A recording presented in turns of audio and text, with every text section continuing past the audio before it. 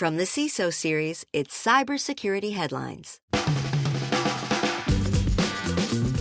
These are the cybersecurity headlines for Tuesday, January 13th, 2026. I'm Sarah Lane. Instagram denies breach post data leak. Instagram has weighed in on what it says is a bug, not a breach, that let attackers mass trigger password reset emails after cybercriminals claimed data from more than 17 million accounts was scraped and leaked. The data set being shared includes varying combinations of usernames, emails, phone numbers, names, and addresses, but not passwords.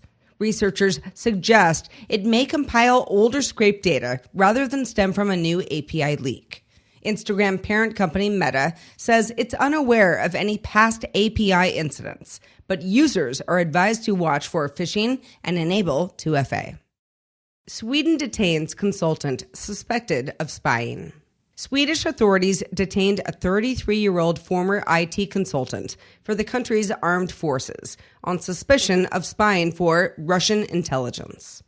Prosecutors say the activity occurred through 2025 and into the new year and may date back to 2022. The suspect previously worked with the military via an IT services firm and is listed as heading a cybersecurity company focused on offensive operations with no recorded turnover. The case involves Sweden's Justice Ministry and comes amid a broader European crackdown on alleged Russian intelligence activity.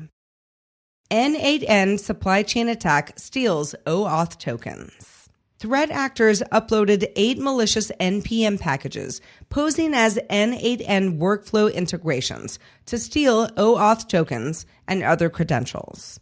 Security firm Endor Labs says the campaign targeted n8n's community notes, which act as centralized credential vaults for services like Google Ads, Stripe, and Salesforce. Once installed, the fake integrations captured OAuth tokens and exfiltrated them to attacker servers. n8n warned that community nodes run without sandboxing and can read environment variables, access files, and receive decrypted credentials, urging developers to audit packages or disable community nodes.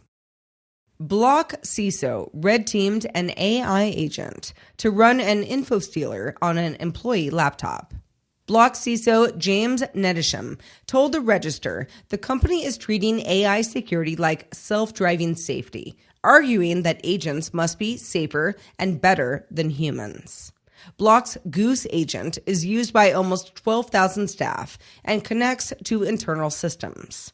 In internal red teaming, Block successfully used prompt injection hidden in Unicode to poison a workflow recipe, leading a developer to execute an info stealer on a laptop.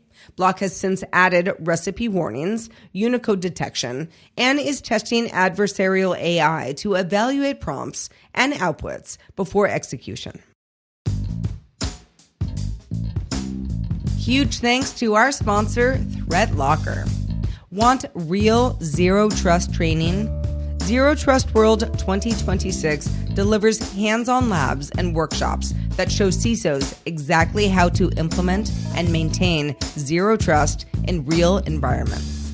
Join us March 4th through the 6th in Orlando, Florida, plus a live CISO series episode on March 6th. Get $200 off with ZTW CISO 26 at ztw.com. University of Hawaii Cancer Center hit by ransomware attack. The University of Hawaii says a ransomware attack on its cancer center in August encrypted systems tied to a single research project and led to the theft of study files, including 1990s-era documents containing social security numbers. paid for a decryptor and for the purported deletion of stolen data and is still notifying affected participants once contact info is confirmed. Operations and care were not disrupted. has since replaced compromised systems, reset credentials, added endpoint protection, and conducted third-party audits. Separate campaigns target exposed LLM services. Researchers from Gray Noise observed nearly 100,000 probes against exposed LLM services between October of 2025 and January of 2026, split across two campaigns. The first appeared to be gray hat researchers exploiting SSRF for outbound callbacks. The second generated more than 80,000 sessions in 11 days from two IPs that methodically mapped 73 plus OpenAI compatible and Gemini style endpoints across major model families. Gray Noise says the activity indicates growing interest in fingerprinting enterprise AI deployments to enable future attacks and recommends blocking OAuth domains, watching for enumeration patterns, tightening egress, and monitoring JA4 fingerprints. Endesa discloses data breach. Endesa, Spain's largest electric utility, disclosed that hackers accessed its commercial platform and pulled customer contract data. The company says exposed fields include identity details, contact information, DNI numbers, contract information, and IBANs, but not passwords.